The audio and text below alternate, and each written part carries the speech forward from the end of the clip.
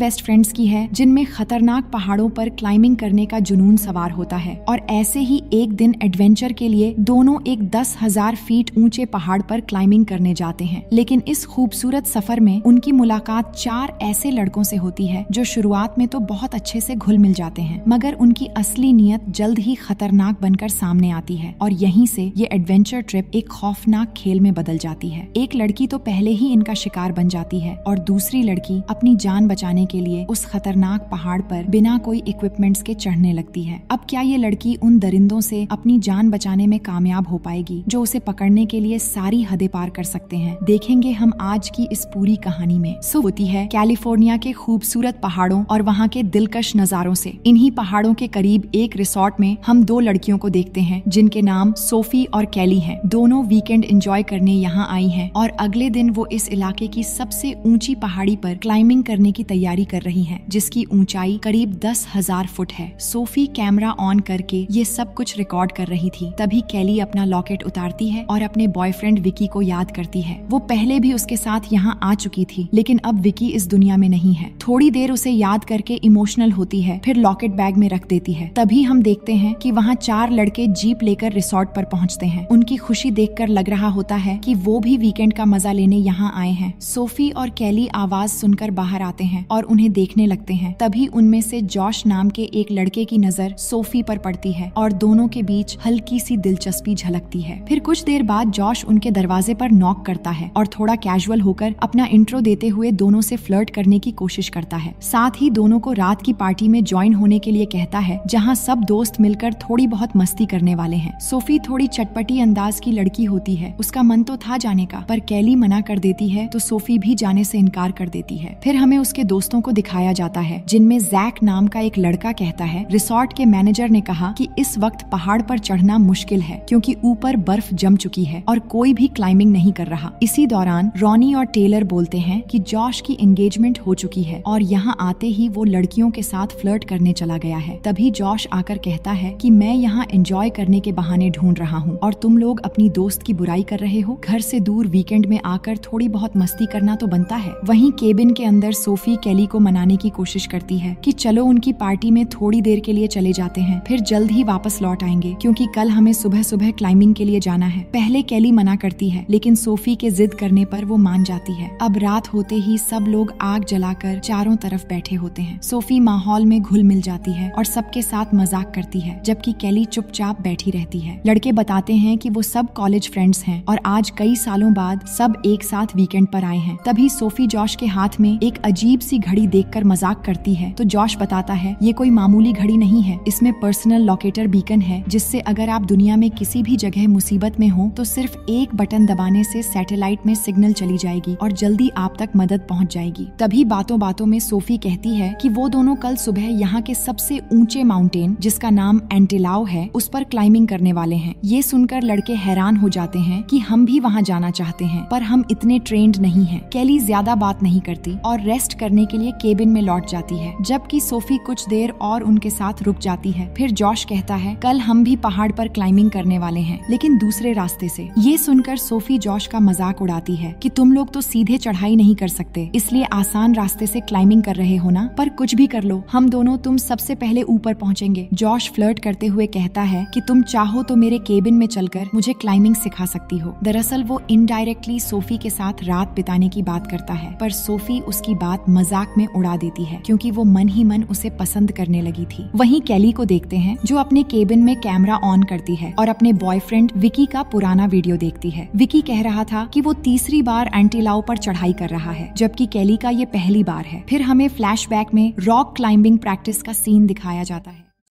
विकी पहली बार मिले थे। कैली ये सब याद करके बहुत दुखी होती है क्योंकि विकी पहाड़ से गिरकर मर गया था। दूसरी तरफ सोफी कुछ ज्यादा नशा कर लेती है और नशे की हालत में वो जॉश को किस कर लेती है।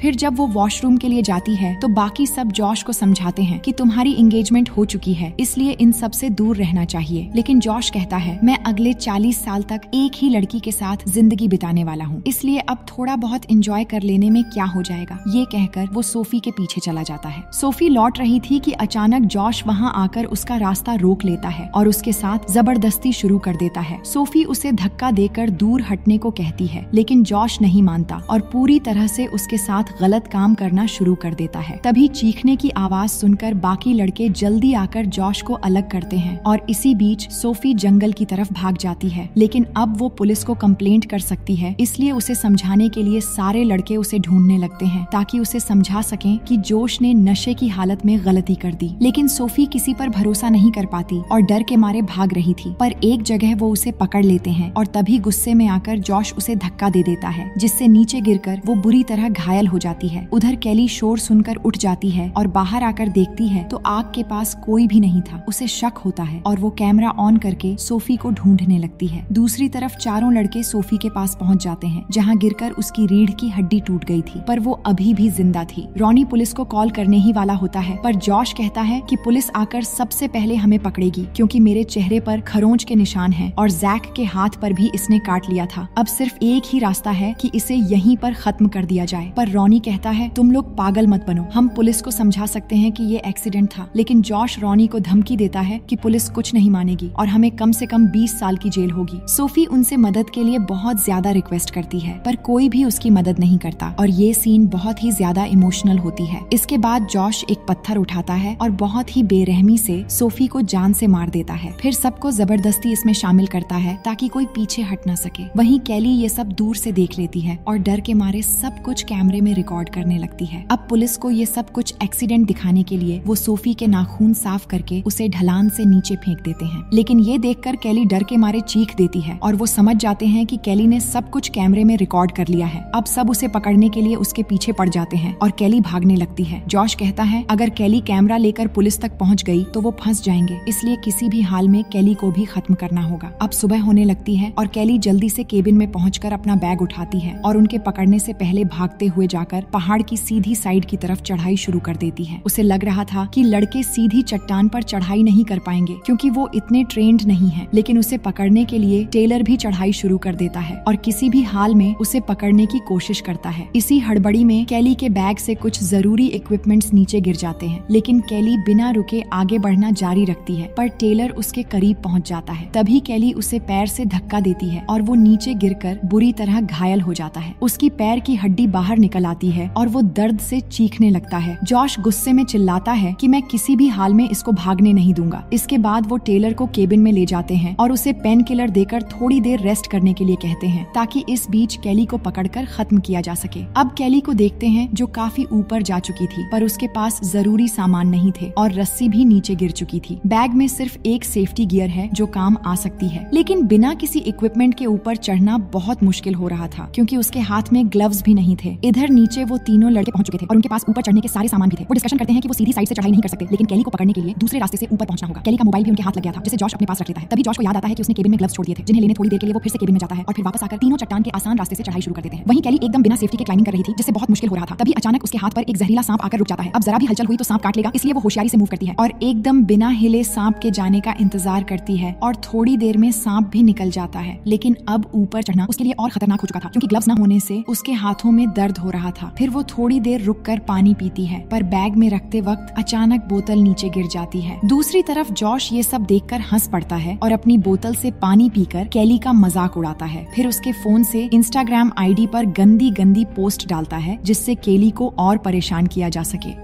लेकिन केली समझ चुकी थी कि वो हर हाल में उसे कमजोर करना चाहते हैं, इसलिए ज्यादा ध्यान न देते हुए अपने हाथों पर पाउडर लगाकर चढ़ाई जारी रखती है। तभी उसे एक रस्सी नजर आती है जो उसे ऊपर के हैंड होल्ड तक पहुंचा सकती है, लेकिन रस्सी थोड़ी दूर होती है, इसलिए पकड़ना मुश्किल हो रहा था। पर वो हार नहीं मानती और अपने बैग से एक पतला तार निकालकर बड़ी मुश्किल से रस्सी को पकड़ लेती है। दूसरी तरफ जॉश और उसके दोस्त आसान रास्ते से चढ़ रहे होते हैं, इसलिए वो जल्दी ऊपर निकल जाते हैं, लेकिन वो केली के पास नहीं पहुंच पहुंच सकते क्योंकि वो पहाड़ की सीधी साइड से चढ़ रही है। कुछ देर बाद केली को एक पुराना टेंट दिखता है जहाँ शायद कोई पहले रुका होगा, तो वो बहुत मुश्किल से उस टेंट तक पहुँचती है और यहाँ थोड़ी देर रेस्ट करने का सोचती है। लेकिन इस बीच जॉश और बाकी लड़के उसके बिल्कुल ऊपर वाले पत्थर तक पहुँच जाते हैं, जिससे केली का रास्ता ब्लॉक हो जाता है। जॉश उस पर रस्सी फेंकता है और कहता है, इसमें कैमरा बांध दोगी तो हम तुम्हें छोड़ देंगे। लेकिन केली इतनी भी बेवकूफ नहीं है। वो रस्सी के साथ एक गाली भरा नोट बांधकर वापस भेज देती है, जो देखकर जॉश और भी भड़क जाता है। अब केली के पास ऊपर जाने का कोई रास्ता नहीं था, इसलिए वो मजबूरन उस पुराने टेंट को वहीं लगाकर रात गुजारने का फैसला करती है। अंदर उसे कुछ सामान भी मिल गया था, जिनमें एक चाकू शामिल था, जिसे वो अपने पास रख लेती है। वो जितना हो सके उस टेंट को ठीक करती है और उसमें चढ़ने में कामयाब हो जाती है। अब भले ही वो ऊपर नहीं जा सकती, लेकिन यहाँ कम से कम थोड़ी देर आराम करने का मौका मिल जाता है। अब यहीं पर एक फ्लैशबैक दिखाया जाता है, जहाँ 1 साल पहले केली और उसका बॉयफ्रेंड इसी पहाड़ पर आए थे। विकी ने उसे यहाँ प्रपोज करके सरप्राइज कर दिया था, जिससे केली बहुत खुश थी। लेकिन अचानक पैर फिसलकर वो नीचे गिर गया, जिससे उसकी मौत हो गई। अब कहानी प्रेजेंट में आती है, जहाँ केली टेंट के अंदर रेस्ट कर रही थी। तभी ऊपर से जॉश केली को उसके बॉयफ्रेंड के बारे में बताकर उसे इमोशनल करने की कोशिश कर रहा था, लेकिन केली उसकी किसी भी बात का कोई जवाब नहीं देती और सो जाती है। मगर तभी जॉश पत्थरों से भरा एक बैग तैयार करता है और उसे नीचे फेंकता है। केली डर जाती है और बाहर निकलने की कोशिश करती है। तभी वो बैग आकर उससे टकराता है, तो वो टेंट छोड़कर उससे लटक जाती है। ये देखकर जॉश जल्दी से रस्सी काट देता है, लेकिन खुशकिस्मती से केली खुद को किसी तरह बचा लेती है। बाहर काफी ठंड होती है, इसलिए वो गर्म रहने के लिए दोबारा टेंट में चढ़ जाती है। लेकिन अभी भी खतरा टला नहीं था। अब की बार जैक रस्सी के सहारे अचानक नीचे आता है और केली पर हमला करने लगता है। तभी केली वहीं चाकू लेकर उस पर अटैक कर देती है, लेकिन टेंट ज्यादा हिलने से अब दोनों लटक जाते हैं और खुद को बचाने के लिए रस्सी को मजबूती से पकड़ लेते हैं। अब रोनी और जोश उन्हें ऊपर खींचने लगते हैं और ऊपर आते ही जोश केली को उसके बालों से पकड़ लेता है। तभी वो जैक की चाकू से अपने ही बाल काटकर नीचे गिरते हुए टेंट को पकड़ लेती है। लेकिन अब टेंट भी गिरने वाला होता है, इसलिए वो जल्दी से वापस पत्थर के ऊपर आ जाती है और तभी टेंट नीचे गिर जाता है। अब यहाँ पर रुकना और भी ज्यादा मुश्किल हो गया था, क्योंकि ऊंचाई पर बहुत ही ज्यादा ठंड है और उसके पास सिर्फ अपने बैग के अलावा और कुछ नहीं है। वहीं जॉश ने उसका लॉकेट छीन लिया था, जिसमें विकी की दी हुई रिंग थी। लेकिन जैक अब काफी जख्मी होता है और चाहता है कि जॉश मदद के लिए कॉल करे, जिस पर रोनी भी मान जाता है। जॉश भी उन्हें दिलासा देने के लिए झूठ बोलता है कि ठीक है, मैं कॉल कर दूंगा और सुबह होने तक मदद पहुंच जाएगी। अब उस रात जब तीनों सो रहे होते हैं, तो जैक रोनी से कहता है, मुझे शक है कि जॉश झूठ बोल रहा है और उसने कोई भी कॉल नहीं की है। मुझे उस पर तभी शक हो गया था जब वो ग्लव्स लेने के लिए केबिन में गया था और बाहर निकलते हुए वो काफी परेशान दिखाई दे रहा था। मुझे लगता है उसने टेलर को मार दिया होगा, क्योंकि वो समझ गया था कि केली को मारकर एविडेंस खत्म करने से पहले अगर टेलर मदद के लिए कॉल कर देगा तो वो फंस जाएगा। इसके बाद दोनों प्लान बनाते हैं कि जॉश की घड़ी से लोकेटर बीकन को एक्टिवेट कर देंगे। लेकिन जब रॉनी धीरे से जाकर घड़ी लेने वाला होता है, तो पता चलता है कि जॉश जाग रहा था और उसने सारी बातें सुन ली थी। फिर वो धमकी देता है कि अगर सबूत मिटाए बिना हमने मदद मांगी तो पुलिस हमें पकड़ लेगी। अब अगर तुम दोनों ने कोई गड़बड़ी की तो मैं खुद पुलिस को इन्फॉर्म कर दूंगा कि हम सब इसमें शामिल हैं। इसके बाद रात को तीनों जब सो जाते हैं, तो जैक नींद से उठकर पेशाब करने के लिए ढलान के पास जाता है। तभी अचानक जॉश उसके सर पर हथौड़े से मार देता है और उसे धक्का देकर नीचे गिरा देता है। केली उसे नीचे गिरते हुए देखती है और बहुत ज्यादा डर जाती है। बाद में जब रॉनी नींद से जागता है, तो जॉश उसे झूठ बोल देता है कि मैंने जैक को टेलर के पास भेज दिया है ताकि कुछ खाने पीने का सामान ले आए। फिर वो रॉनी से बोलता है कि तुम जाकर आखिरी बार केली से बात करो, अगर कैमरा देने से मना कर दे तो उसे वहीं पर मार देना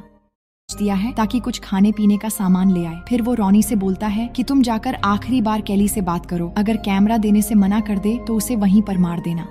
इसके बाद रॉनी रस्सी के सहारे नीचे जाकर केली से मिलता है और कहता है कि मैं तुम्हें चोट पहुंचाने नहीं आया हूँ। पहले जॉश ने ही सोफी को धक्का दे दिया था और फिर हमें जबरदस्ती शामिल करवाया ताकि वो बच सके। अब वो हर हाल में तुम्हें मार देना चाहता है, लेकिन अगर तुम कैमरा मुझे दे दोगी तो मैं जाकर जॉश से कहूंगा कि मैंने कैमरा लेकर केली को नीचे गिरा दिया है और मेरे ऊपर जाने से पहले तुम थोड़ा सा चिल्ला देना ताकि उसे शक न हो। लेकिन केली उसे बताती है कि जॉश ने जैक को पहले ही मार दिया है, जिसकी लाश नीचे गिरते हुए मैंने खुद देखा है। है। रॉनी को यकीन नहीं होता, जिस पर कैली कहती है कि जॉश बहुत खतरनाक है और तुम मानो या ना मानो, लेकिन अगली बारी तुम्हारी है। इसके बाद कैली उसे कैमरा दे देती है। फिर रॉनी अपने प्लान के मुताबिक ऊपर जाता है और कैमरा जॉश को दे देता है। जॉश कैमरा चेक करता है तो पता चलता है कि उससे मेमोरी कार्ड निकाल दिया गया है। उसी वक्त रॉनी टेलर के फोन पर कॉल करने की कोशिश करता है, लेकिन फोन जॉश के पास था, जिसकी आवाज सुनते ही रॉनी सब कुछ समझ जाता है। इसके बाद दोनों में लड़ाई शुरू हो जाती है, लेकिन जॉश हथौड़ा लेकर रॉनी को बहुत बुरी तरह मारता है और फिर उसके हाथ पैर बांध देता है। रॉनी चिल्लाने लगता है कि प्लीज ऐसा मत करो, लेकिन जॉश कुछ नहीं सुनता और आग लगाकर उसे नीचे फेंक देता है। कैली ये सब अपने आंखों के सामने होते हुए देखकर बहुत ज्यादा डर जाती है। अब जॉश ने अपने सारे दोस्तों को मार दिया है और अब वो खुद कैली को मारने के लिए नीचे जाने की तैयारी करता है। तभी कैली को जैक का चाकू मिल जाता है, जो उसके पास गिरकर अटक गया था। वो बहुत होशियारी से चाकू ले लेती है और तभी उसे पहाड़ के दरारों में एक सांप नजर आता है, जिसे देखकर वो एक प्लान बनाती है। उसी वक्त जॉश सेफ्टी रोप के सहारे नीचे आ जाता है और उस पर हमला करके मेमोरी कार्ड लेने की कोशिश करता है। कैली खुद को बचाते हुए उसका सामना करती है और उससे झूठ बोलती है कि चाहे तुम मेरे साथ कुछ भी कर लो, पर मेमोरी कार्ड मैंने चट्टान के उस दरार में छुपा दिया है, जो बाद में किसी को भी मिल जाएगा। ये सुनकर जॉश जैसे ही दरार के पास जाकर उसमें हाथ डालता है तो वो सांप उसे डस लेता है, जिसके बाद वो गुस्से में कैली पर हमला कर देता है और उसे मारने वाला होता है। लेकिन कैली पूरी ताकत लगाकर उसका मुकाबला करती है और उसे चाकू मारकर जैसे ही सेफ्टी रोप काटती है तो जॉश चट्टान को पकड़कर लटक जाता है। अब वो खुद मुसीबत में फंसकर कैली से मदद मांगने लगता है, पर कैली बिना देर किए उससे अपना लॉकेट ले लेती है और मदद बुलाने के लिए उसकी घड़ी का बटन दबा देती है। इसके बाद उसके हाथों को कुचलने लगती है, जिससे कमजोर होकर जॉश नीचे गिरकर बेमौत मारा जाता है। अब कैली सुरक्षित हो गई थी और उसके हाथ में विकी की दी हुई रिंग और साथ ही मेमोरी कार्ड में सब एविडेंस भी थे। कुछ देर बाद सूरज भी निकल आता है और कैली चढ़ाई करते हुए ऊपर तक पहुंच जाती है। अब उसकी क्लाइंबिंग भी कंप्लीट हो जाती है, जो विकी के साथ वो पूरी करना चाहती थी। तभी दूर से हेलीकॉप्टर की आवाज सुनाई देती है और इसी तरह जिंदगी की सबसे मुश्किल लड़ाई को जीतकर कैली खुद को बचा लेती है और इसी के साथ ये कहानी यहीं पर खत्म हो जाती है।